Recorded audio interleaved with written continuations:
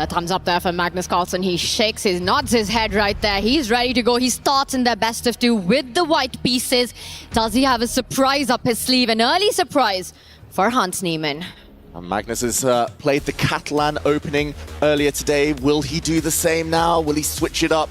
Hans Niemann tends to be quite predictable in the openings, at least against the top players. He tends to be rock solid with black. Berlin defense is his favorite.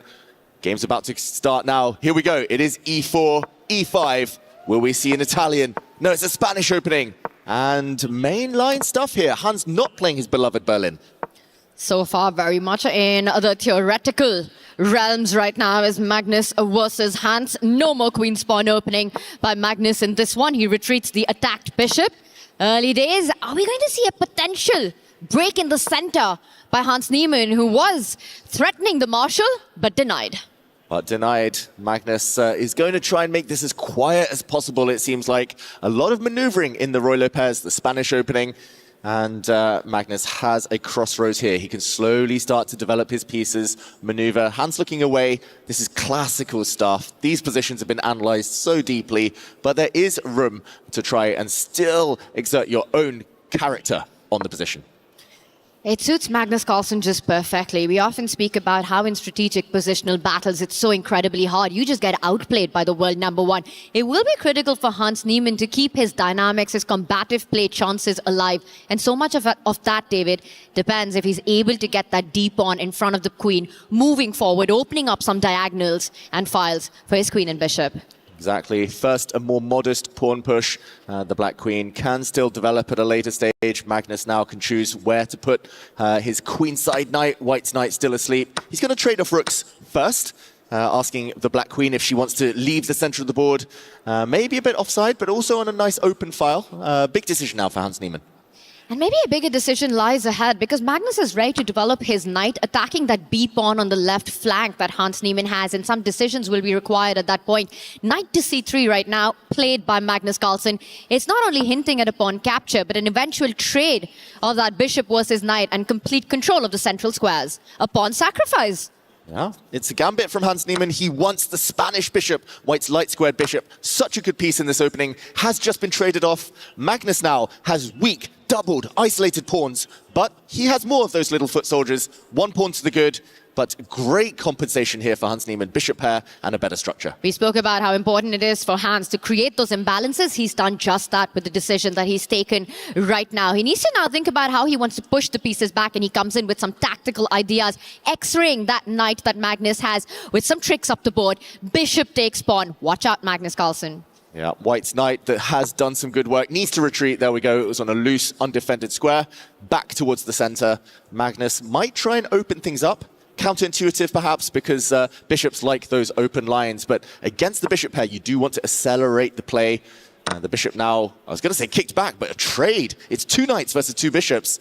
This is going to be very interesting, a very unbalanced middle game. It's also 7 versus 6 if you do the pawn count right now. But Magnus's pawn formation on that left flank creates some weaknesses, targets for Hans to get to once the bishop steps out of the way.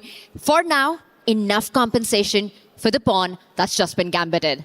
That is for sure enough, but is it more than enough? Does Black have serious winning chances, or is Black just playing to try and win back the pawn and equalize? Magnus moves his queen off the back rank. Now the white rook has some access to some very decent squares.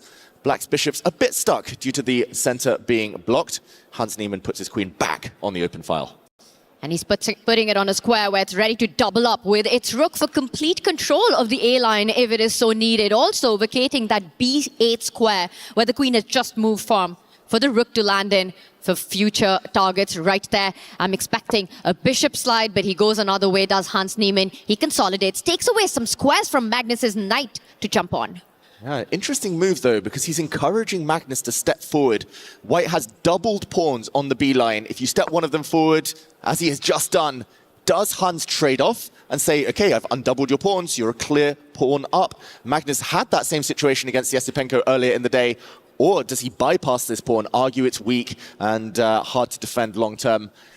Tanya, what are you taking? Are you taking the material, the extra pawns, or are you taking the bishop pair? After this last move, I'm taking the extra pawn right now. Bishop pair, only as strong as the open diagonals that you have, and the dark squared bishop of Hans. I don't see a very bright future for that right now.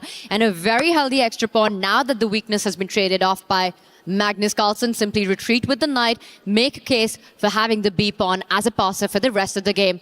Advantage white. Yeah, I agree. It feels like Magnus is risking less, at least. Even if black is able to equalize, it will be a hard uphill battle, a lot of accuracy needed. Magnus, worst comes to worst, should be able to give back the pawn and guide this game towards safety. Impressive clock handling, it should be mentioned, for both players so far, still with plenty of time. We're now 21 moves in, and they still have a majority of their time on the clock. But the black rook has finally come to life, eye-lining a white knight, the queen behind it. It might be time for the other white knight to enter the action at some point. The white rook needs to be improved. Lots on the agenda. Well, you're talking about all the improvements that Magnus need to do. I'll say one thing for one of the pieces that Hans has, that bishop that we've been highlighting on f6. It has a nice route. You fall back next to the rook and then realign yourself next to the black queen into a nice diagonal. If you're Hans Niemann, watch out for a bishop retreat only to go forward. Exactly. Black's dark square bishop, the worst placed piece. When in doubt, improve it. Magnus there, wiping his eyes, not looking the most energetic yet, but it isn't the type of position that demands too much energy. We should mention the white queen is lined up with black's light square bishop, so black's queen can't really move away right now, grab any pawns, for example. It is, very slow, positional, strategic grind from Magnus. It definitely feels like he's playing against the opponent. He's kind of designed this game, this match strategy, specifically for Hans here. And David, Magnus just does that so well. Read the position, read the opponent as well, as Hans does improve, but it's the other bishop for now.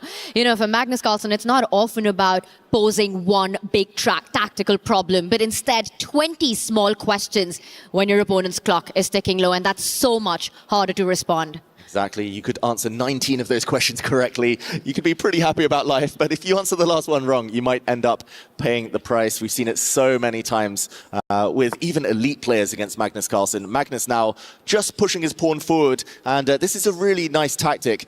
Let's show what might happen if Hans Niemann grabs a pawn in the center. It's the most tempting move, the most human move. The black queen is staring at an undefended pawn, and Hans, he could be tempted to take it. It wouldn't be a long-term pawn gain.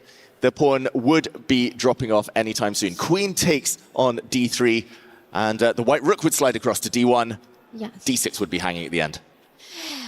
Wow, and that's for on pre right now. It is Hans's decision, and the big question will be, once the rook lines up against the black queen and the pawn, if queen takes pawn was to happen right now, David, rook d1 is a response that you need to have an answer to, as the d6 pawn right behind the queen is being x-rayed as well, and Magnus would remain up a pawn. Instead, another approach by Hans Niemann right now. He says, I'm not going to trade the d-pawns just yet. I leave you, Magnus, with your weakness. I continue improving my pieces. Yeah, this is something you've been calling out for a while, Tanya. That black bishop was pretty much dead, staring at its own pawns. It wants a more prosperous diagonal, ideally maybe even lining up with the white king. Black's bishop's pretty decently placed, and a very good move there from Hans Niemann. And this might be the moment that you need to seize, because if not now, Magnus might not ever get that central break in. Now that the eye is off the d4 square by that dark square bishop, Magnus can strike in the center. Yeah, that's the rule, right? You go back, I go forward. Black has just retreated the bishop. White now could march his pawn forward in the center,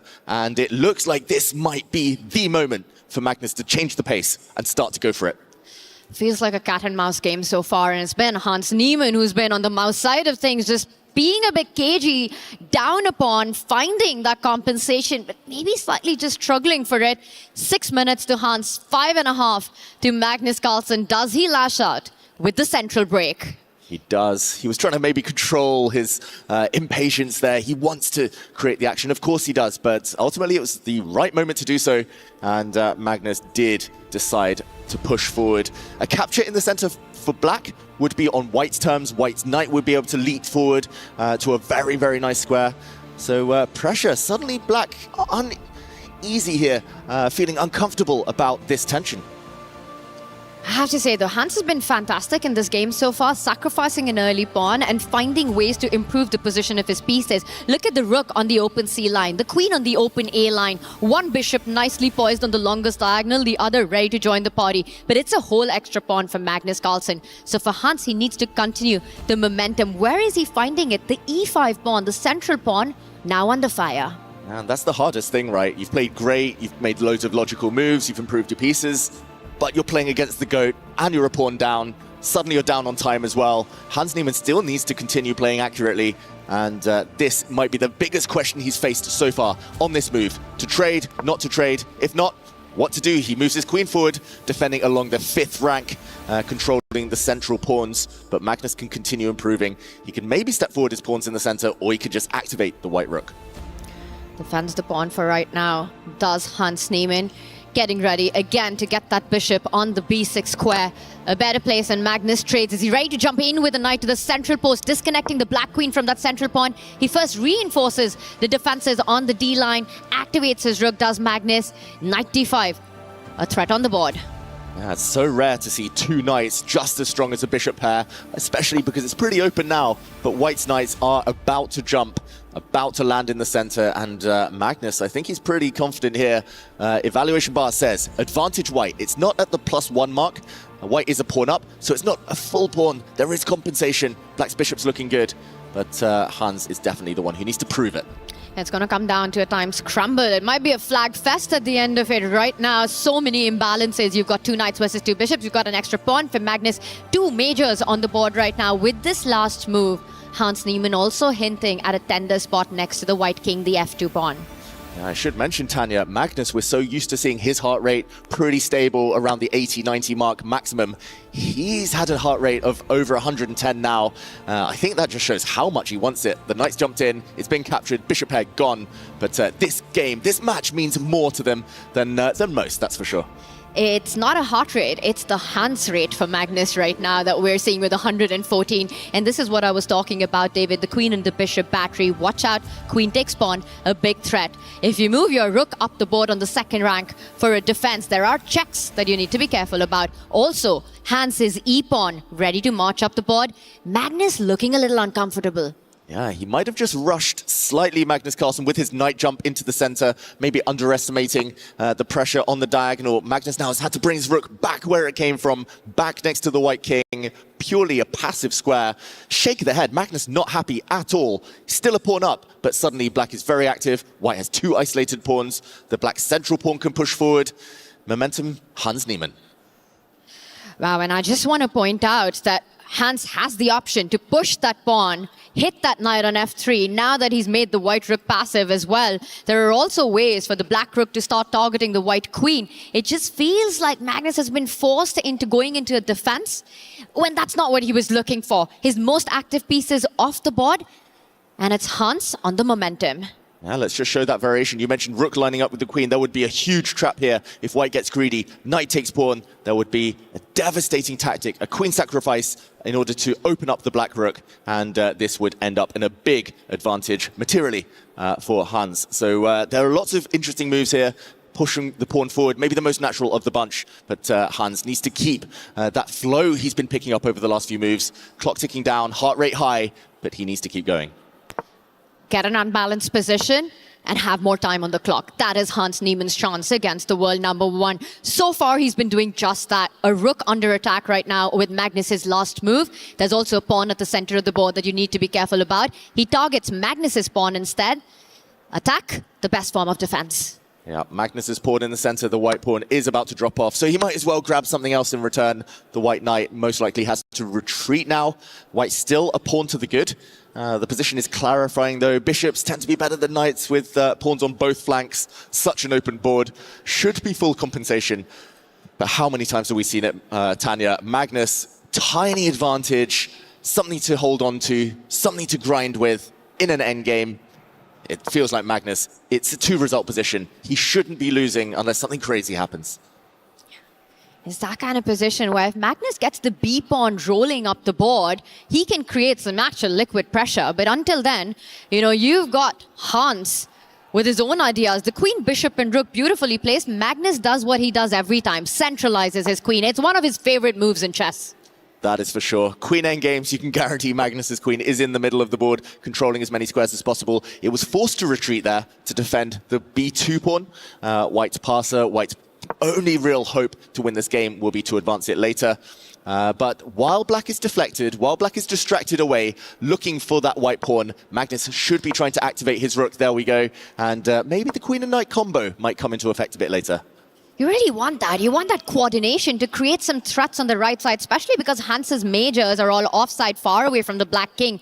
But still, that is quite much in the future, as once again the queen lands at the center of the board. Magnus's rook trapped to defend the pawn. There's a lot of shuffling going around. Can Magnus find progress? Does he start pushing the b pawn? He first creates more space around the king. And slow and steady tends to win the race, just creating a nice hole, hiding place for the white king on a light square a bit later. The king has been uncomfortable in the dark squares for a while now. So Magnus, he'll inch forward. The white king will step up one square. The white rook will try and improve itself. Nice pin there, though, from Hans Niemann, pinning the white knight. And the white rook steps up. It does feel like Magnus is making more progress. Hans has just been kind of shuffling around. Rook trade should be avoided here from Hans. Big decision, and he does agree with that. He instead keeps the pressure, making sure that the white queen and rook stay true to defending that weak pawn. A queen trade also declined. He says, no Magnus endgames for you this time. Yeah, they know each other so well, these two players. Magnus thrives when queens are off the board. Hans does not want to see any real exchanges here. Maybe bishop for knight would be the only trade he's happy with, although that's far, far in the distance, hard to achieve. So the black rook, meanwhile, moves across. Magnus can still offer that queen trade. Bring the queen up onto the c6 square. There we go. Blocking the long diagonal, staring at the black queen and the black rook. Hans now forced into full back rank passivity. All of his pieces, the king, bishop, rook, and queen on that home rank for Hans Niemann. And this is where we'll see Magnus's pieces starting to improve, take more landscape, chesscape in this case. He centralizes the queen, brings the rook to the D line. The only thing missing, get that knight to the center of the board. Oh, it feels like it's coming. And just as the white f2 pawn was a target earlier, black's f7 pawn might be a target in the near future, especially if rooks come off. Magnus just shuffling. Oh, Tanya, the clocks are ticking down. Not that much action has been happening, but it feels inevitable at some point that the time scramble will cause one of the players to take a bit more risk and to do something a bit crazy. I'm so impressed with Hans's ability to take the tension and the pressure that Magnus is putting him on and not giving up that queen trade. He keeps all the pieces on the board. Magnus's knight lands at the center, offering another trade, declined one more time. Hans keeps stressing on piece activity, but that f7 pawn, queen takes pawn, a big threat now. Ooh, queen takes pawn has to be defended. Only move now for Hans Niemann. He has to defend that pawn. He cannot get greedy, cannot grab the white knight. The f7 pawn would drop with a check. The black bishop would drop after it. Magnus would be 2 pawns to the good. That's too many. And there we go. Hans Niemann finds the only move. He centralizes this time, defends everything, reestablishes the pin, and the white knight has to run. This starts getting tricky. There's a big fork being threatened. Knight jumping on with a check to e7 with the bishop pin would win the game. He falls back with the rook, defending that square. Does Hans Niemann. Fully alert. h5, Magnus pushing that pawn, clamping down on the right flank. Hans puts pressure on the b3 pawn, defended. Ooh, poisoned pawn now. The pawn moves forward. If the black rook had moved, there would have been a devastating knight check. Magnus now offered the trade of queens, but that is because his pawn might not survive that much longer. He might have to trade off here. How to keep the white pawn alive on b4. Magnus not looking happy. He might have missed this move. And going into bullet territory are these two. Anything can happen. The endgame does arrive, and now for Hans Niemann, only one move to keep the balance. He needs to hit the knight, and he finds it. He finds it, he blockades the pawn. The pawn is stuck on a dark square. If it ever moves forward, Magnus should win. As it is, it cannot move. And yeah, there we see Hans Niemann refusing to get distracted with the black rook. The kings are now going to centralize. Taking that pawn would have been absolute disaster for Hans Niemann, allowing the b pawn to move forward. But it is the white king that has to come ahead. We see the rook trade happen, and now 3 versus 2 on the same side.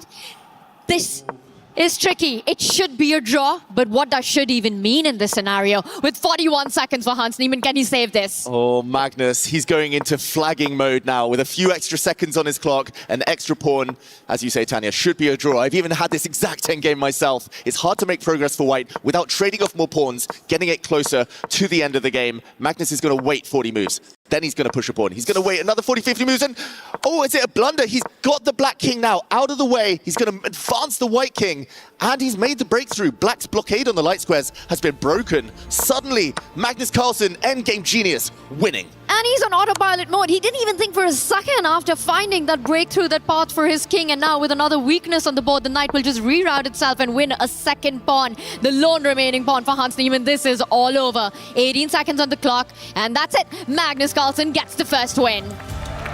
Wow, wow. We see it yet again, Magnus Carlsen. As soon as the queens come off, he levels up. He goes up a few gears. It was a dead drawn endgame, as we said, but against Magnus, that's never the case. You can never relax, and just one slight slip, putting the bishop on the wrong square, allowed Magnus to exert his plans on his opponent. Hans just couldn't handle the heat at the end there. The big takeaway, just do not go into an endgame when you're playing against this guy. What a conversion that was. Once again, just showing that Magnus touch, why he is truly the greatest endgame player of all time. You know, the conversation of GOAT in chess, you might have some names to throw out there, but when it comes to endgame play, there is no one who does it like Magnus Carlsen. Exactly, and such fine margins. Hans played a really great game there. Only one slip right near the death when he had barely any time on the clock cost him. But that's the level you have to be at. You have to play a perfect game against the likes of Magnus, and almost held the draw. Not quite enough. Hans will have the white pieces in the next one. He has struck back before. He lost the first game against Jan Nepomniachtchi earlier in the day before bouncing back, winning the next two. Can he do it again? He's going to need some godlike play to make that happen against Magnus to take this into Armageddon. Hans Niemann will. He does start with the white pieces, and I think it's really important, David, not to get into a strategic fight with Magnus. You are going to get outplayed. He needs those tactical battles. Exactly. He needs a great opening, Hans Niemann. He will have white. He's fantastically well prepared. He showed that against Jan Nepomniachtchi in the Petrov defense. He got a big advantage, which is hard to achieve against that opening, against someone so experienced as Jan, sorry. And yeah, if Hans gets his type of position, dynamic, a bit of spice, bit of an attack, Magnus will not be able to relax. Incredible scenes here at the Allianz Vault as we get ready for the final round in the best of two. We will have liftoff in just a few. Hans Niemann making up his mind right now. What does he want to start with? Where is he going to find those chances?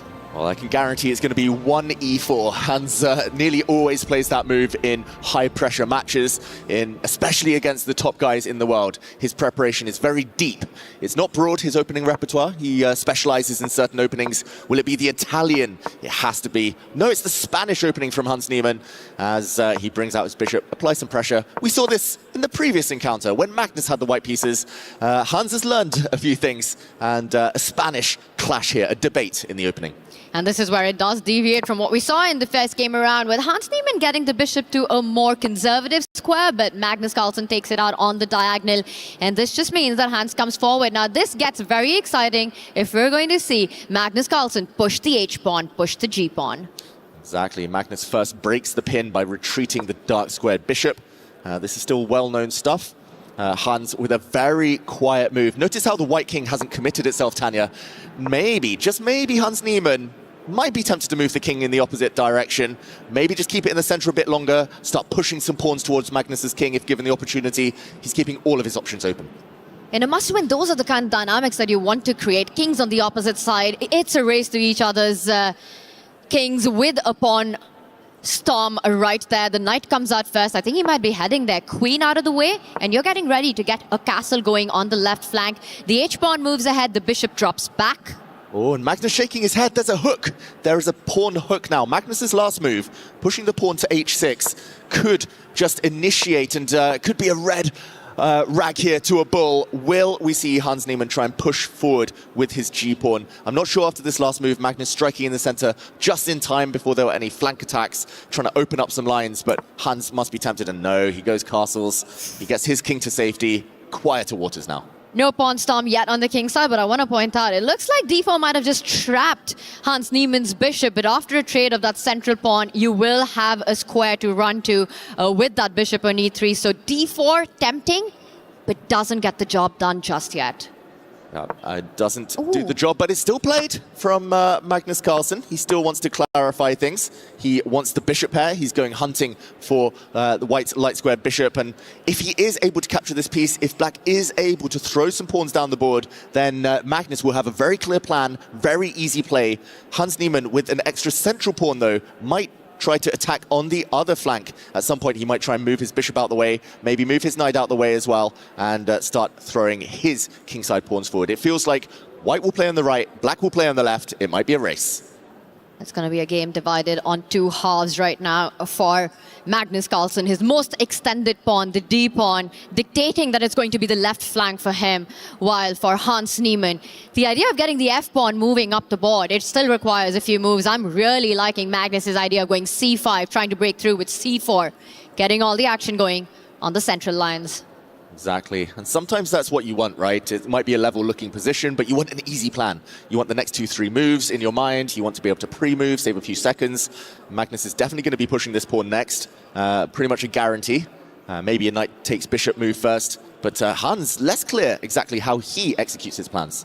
Also for Hans, it's just so unfortunate that he can't save the bishop pair. You can't put it on the b3 square just yet with the d pawn hanging as well. The white bishop needs to stay connected to that backward pawn, which means Magnus very likely to get a pair on the next move. Exactly, and there we go. He's allowed the pair of bishops, and he will push his pawn to c5, and this is happening on the board right now. Now we see now you have to watch out for a c4 by Magnus Carlsen. Just feels a bit cagey for Hans Niemann, where he's the one who needs to be on the attack. Knight jumps forward, two attackers on the c5 pawn, one defender for Magnus Carlsen. The moment you bring out your queen to b6 feels like an idea. That's a developing move as well as a defensive one. Exactly. Magnus most likely will start with that. He can defend with his knight as well, but we're always told, develop a piece that hasn't moved rather than move a piece for the second time that's already out in the action. We see an advantage for black in the first time, for the first time in this game. That's because computers love the bishop pair. If Magnus is able to hold those black pawns, then he's doing very well. But for now, some short-term pressure. Magnus is just half a point away from grabbing the match win. What does Hans Niemann need to do in this position? If you're in Hans's corner, what are you telling him? Where is the counterplay coming from, David, for white here? Oh, it's tough. If I knew, I'd be sitting there playing instead of these players, alongside these players maybe, but not easy. Hans Niemann, big questions ahead. He would love to get his bishop out the way, start throwing white's f-pawn, e-pawn forward, but it takes so long, such a slow plan. Black's pawns, maybe because they are so far advanced, would arrive first. Black's bishops as well, looking good. I would just line up my rooks, just try to activate those. One rook on the c-file, one rook maybe on the e-file. Ask Magnus how he's developing. Ask for the knight trade on your terms. Well, if you ask Magnus questions right now, he said C, he said B. He's going to say A next as well. That A pawn is about to go up the board, dislodge the white knight on b3. Feels like a very clear path for Magnus. Yeah, that's the thing. It's advantage black objectively, but also ease of moves. First, okay, Hans plays the most natural one, sliding his rook across, given a question mark. Very surprising, definitely the most natural move, but Magnus slides his queen across, attacking white's undefended bishop. The white knight as well in the center is en prise, it is hanging, so a knight trade guaranteed. It gets the good move on it. You're up in your space, in the position, you trade those knights, the bishop comes out, vacating a key square for Magnus's rook to land on the c-file as well, with tempo. Man, surprising to see Hans Niemann think here. He's got a forced move. He has to take the black knight, allow that trade to happen. I don't know what else he could be considering. The white bishop, knight are both hanging, double attack.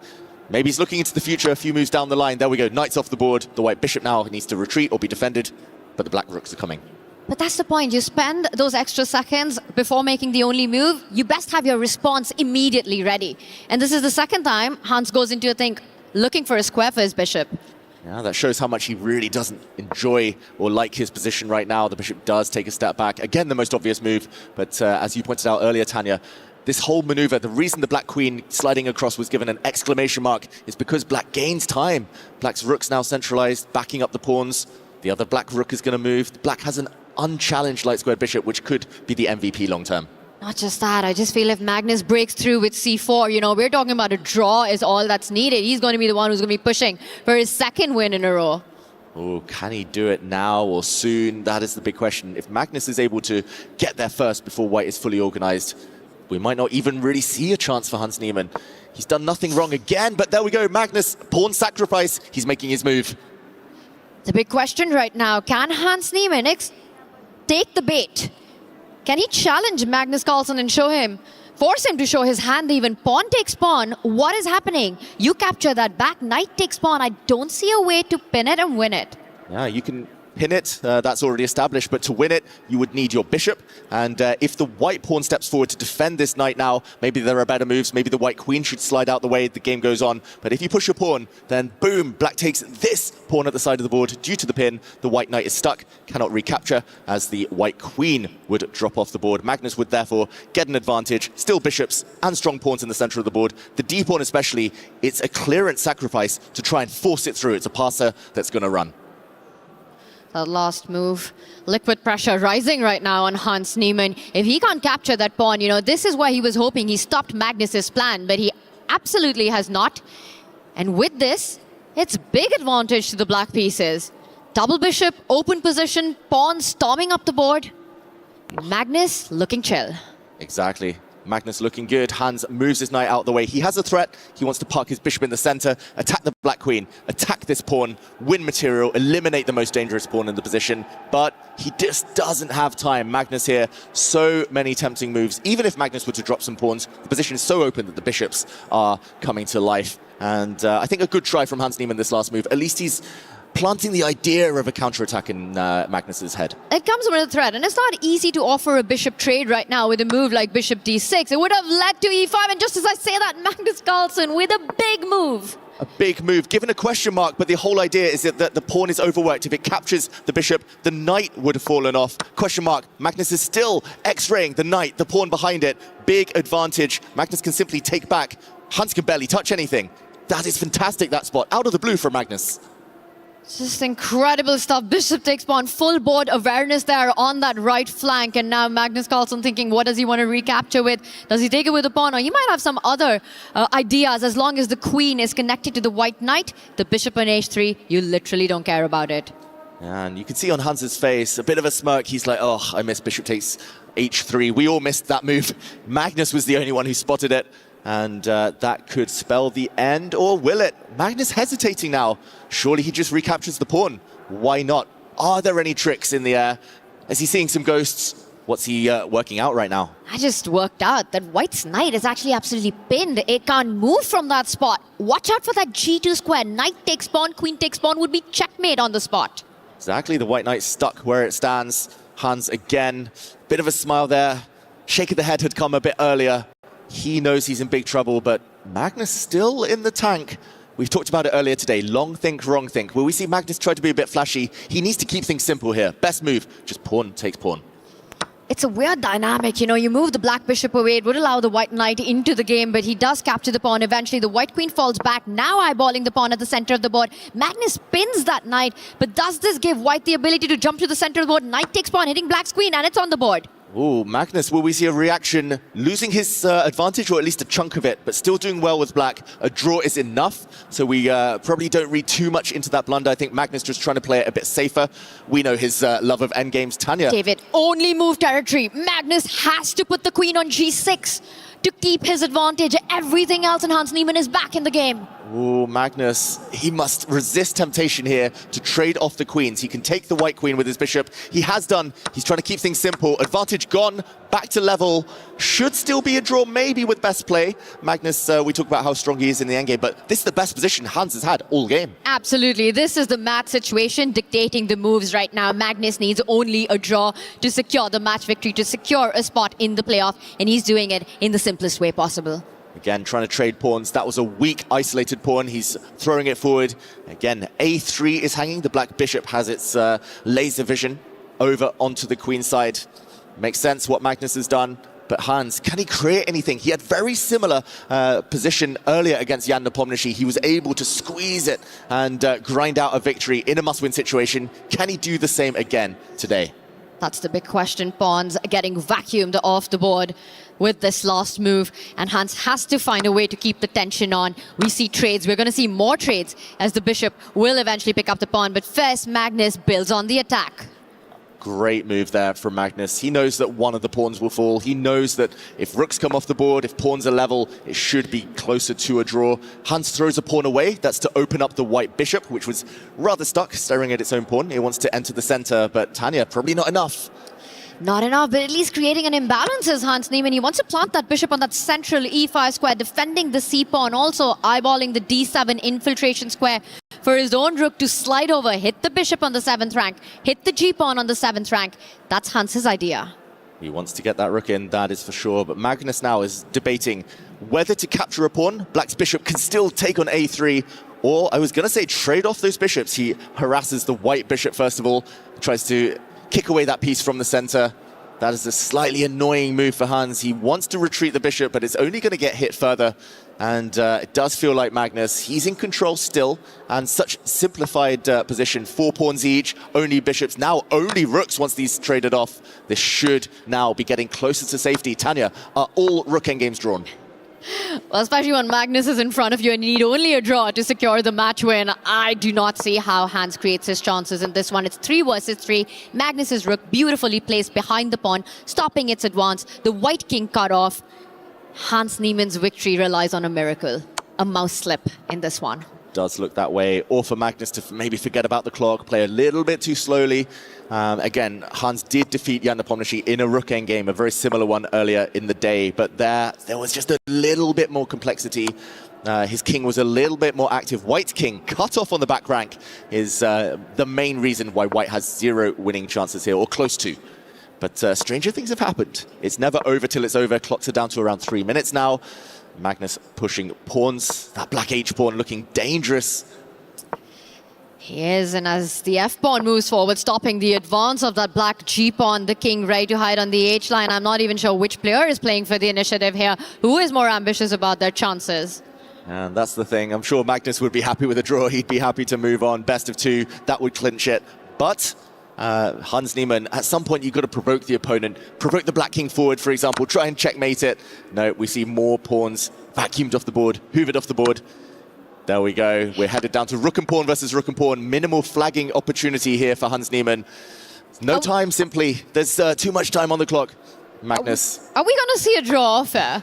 With their history, with their hostility, with the high stakes that are on, are they going to play it till king versus king? Will we see 50 moves of rook versus rook before that inevitably happens? Tanya, we're going to find out the first question.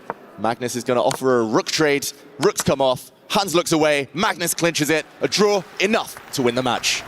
Gets the first round win. Draws without any hassle in the second one as Magnus Carlsen as he walks right off the stage.